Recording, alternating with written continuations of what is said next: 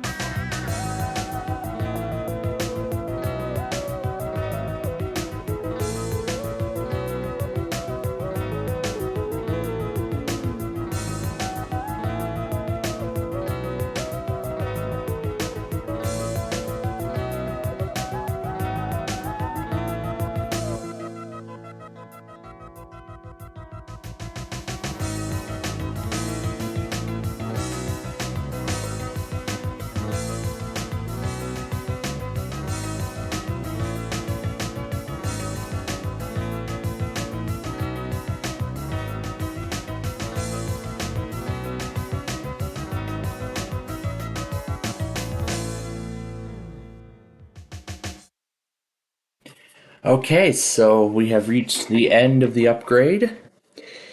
So the first thing it asks us is on recommended updates. So we'll just use recommended settings. Everything looks correct. So all it asked was for updates and the time. So now the final thing it'll do is assess the performance, and then we will be at the desktop. So the upgrade is complete, and I can see right away by default the arrow transparency is disabled. However, we can re-enable it since VMware Tools is installed. And I see it moved to the recycle bin up here so it can make room for the sidebar. And then it needs the multimedia audio controller. See if Windows can locate the software for it. I don't have the disk. So many other options. Check for a solution. Could not find drivers, so it looks like the audio device is broken. So that's what was affected during the upgrade. But let's see if any of these other apps work. So Adobe Reader 7, it says. Yep, it says it has known compatibility issues. And we can go ahead and run the program. And of course we can still accept the license agreement. And it looks to work just fine. And then this still says insert the CD. What about the DVD maker? Okay, it looks like this one works just fine. And Power DVD also has no compatibility issues, but it works just fine. However, because I put a second CD-ROM in here, it says there are two. Use D by default. And if we go to the All Programs menu, let's see if any of this other stuff works. The Print Me Internet Printing. The entire NTI pack still works. Let's see if my Jumpstart game still runs. Yep, it still works on Vista. However, we do not get any sound, unfortunately. Because again, the audio driver is broken. But now it does not want to work.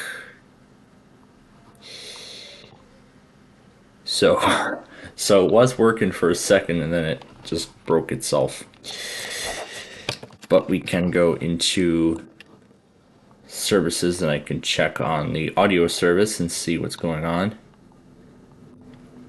So the audio service has started. However, now we do not have an audio driver. So that's what Vista said. So it said the audio controller was going to be affected. This is it right here. So let's just try disabling it.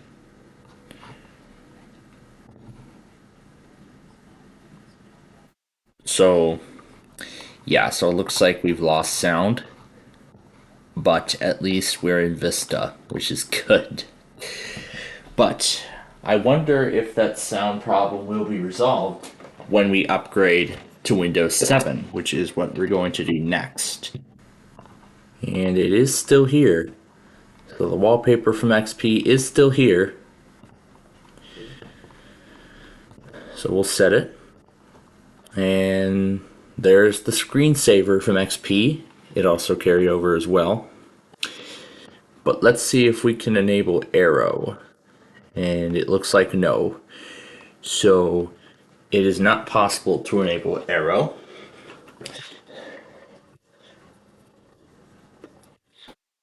So it looks like Vista would not be an optimal experience for a computer like this at the time. But what if we instead upgraded it to Windows 7? Let's see what would happen. Let's see if it would change all that if we upgraded it to Windows 7, which is what we'll do next. But we'll go to Properties here and you can see Vista Business Service Pack 2. But now it says we have 28 days for activation because the timer carried over to Vista. Or did it reset? But either way, you can see it's already kept our name from XP. but we're going to see if the audio driver issue is corrected by when we're going to see if the audio driver problem is corrected when we upgrade it to Windows 7. Again, we have to upgrade to Professional because, again, we're coming from XP Pro. So we have to go to Windows 7 Pro. So there it is. The OS that I remember. So we're going to install now. And since 7 is an improvement of Vista, I know we're not going to get the latest updates. This is 7 Professional Service Pack 1, and we're going to upgrade. So upgrading Windows will this time affect Acrobat Reader 7, DVD6, and that pointing device driver. And it says it may not work properly, then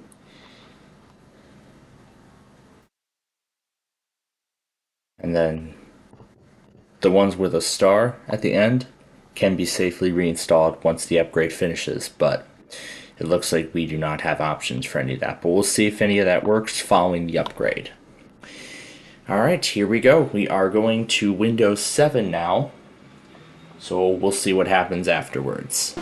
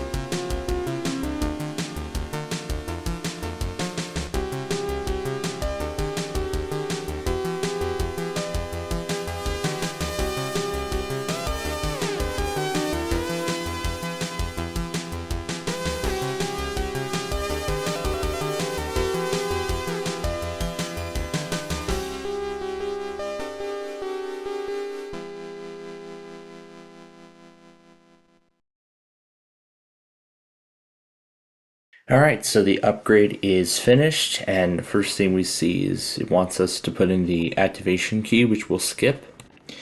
Use recommended settings, and the time is correct. And that's already it. So now it'll prepare our desktop, and that is where we will be.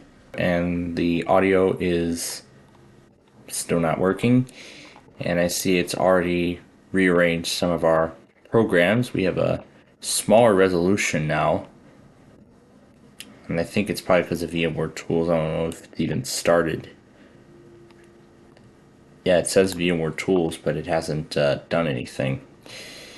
So let's see. It looks like it has erased the Acer wallpaper from here. However, we can go over here and we can change it back. So there we go. Now we have the Acer background from XP. And I'm going to change the resolution so it can best fit. There we go. And you can see the 3 gadgets from Windows Vista are still here. You can see we still have the clock, we still have the news widget and the slideshow. And then of course we still have that Jumpstart game, which unfortunately no longer works, even though I have the disk inside of the machine. So that's a shame that the game no longer functions. But let's see about some of the other programs. So we have that compatibility error again, and Power DVD still does work. So it still opens. So the NTI CD and DVD maker does still work. However, now it has stopped reading the CD drive. It says no supported drive detected. The Norton antivirus CD still works. And there's that compatibility error for Adobe Reader 6. And it also still works just fine on Windows 7. I don't know why this picture gallery is like going all the way to the front. And let's see what else works. The user's guide opens in Adobe Reader 7, which we know that works. So it looks like we've lost all of our games, because again we're running the professional edition of Windows 7. And let's see if NTI backup now still works. It looks like it does. So the scheduler still does work. Looks like backup now 4 also still works. So a lot of the stuff from XP still works on Windows 7. And I will show you that the edition here is Professional, Service Pack 1. And instead of 30 days, we now have just 3 until it automatically activates. Now, I'm gonna see if the screensaver carried over. It looks like yes it did, so the screensaver still does work on Windows 7.